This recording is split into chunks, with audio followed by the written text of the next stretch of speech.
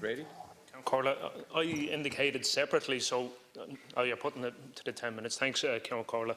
Minister, the debate here this evening is welcome, and it has to be said, long overdue. And it comes on foot of the threat of deportation in respect of Eric Z. Yingzhu. Eric is 9 years old, Minister. He's a boy in 4th class in St. Cronan's National School in my own constituency of Bray in County Wicklow.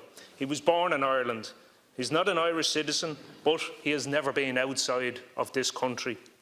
If he is forced to go to China, where his mother was born, he will have no access to China's health or education systems because he's not a Chinese citizen.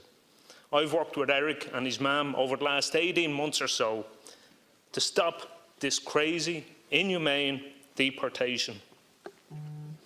He was born here, goes to school here. He has never lived anywhere else. This is his home. This is his country. I really hope common sense can prevail. Minister, they're not my words. They're the words of one of your colleagues, the Minister for Health, Simon Harris. I do agree with him, however, Minister, because this and those comments are an admission that the stance that Fine Gael took in 2004 in the citizen referendum was wrong. The debate here this evening is not about one vulnerable Irish boy facing deportation. It is about the many Irish-born children who have been deported since 2004, the children who are facing deportation at the moment, and those who will be facing deportation in the future if this crazy legislation isn't changed. Another headline: Bray boy should be saved from deportation and granted citizenship. That was Fianna Fáil TD Stephen Donnelly.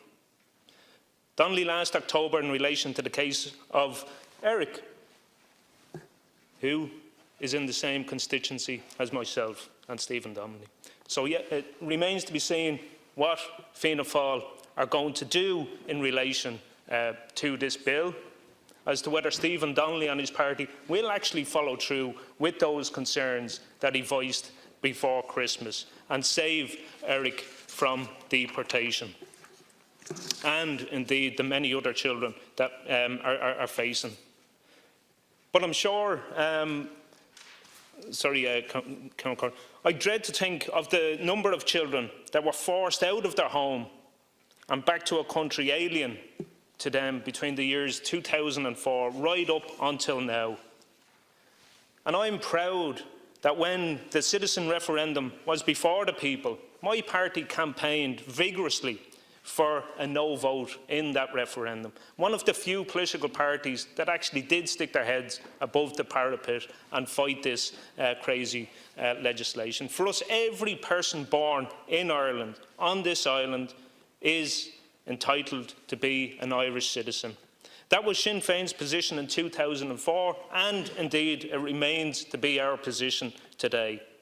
The spotlight was thrown on this issue of citizenship last year when the community in Bray, in Wicklow and across the state mobilised and mounted a massive campaign to stop the deportation of Eric.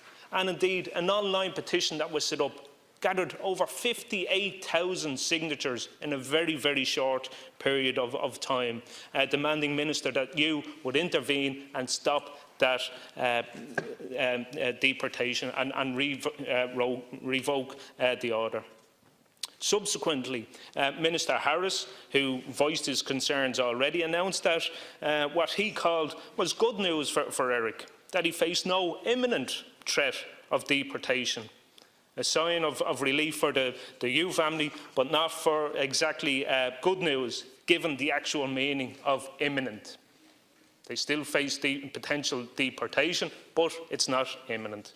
In other words, your child will not be deported today or tomorrow, but maybe at some stage in the future. How is that good news for any parent, for any family, or indeed for the child themselves? While Eric's case is a heartbreaking case, and I will continue to work with his family to ensure that he can remain at home where he should be, in his school, in his community, in Bray. But we have to remember, Minister, that is not just an isolated case. There are many others out there, and indeed not every case will be brought to the national media or to the media's attention. Not every case will be brought to the minister's attention by a local TD or indeed a local minister. Therefore, the only way to ensure that this cruel practice is ended is to actually support this legislation, and not the measly words of concern voiced by your colleague, Minister Simon Harris, in his concerns, or indeed the concerns expressed by Fianna Fáil TD Stephen Donnelly. If they are true to their words, they would support this legislation and end this cruel, inhumane practice that is in existence since 2004. Gordon Miller Melwood.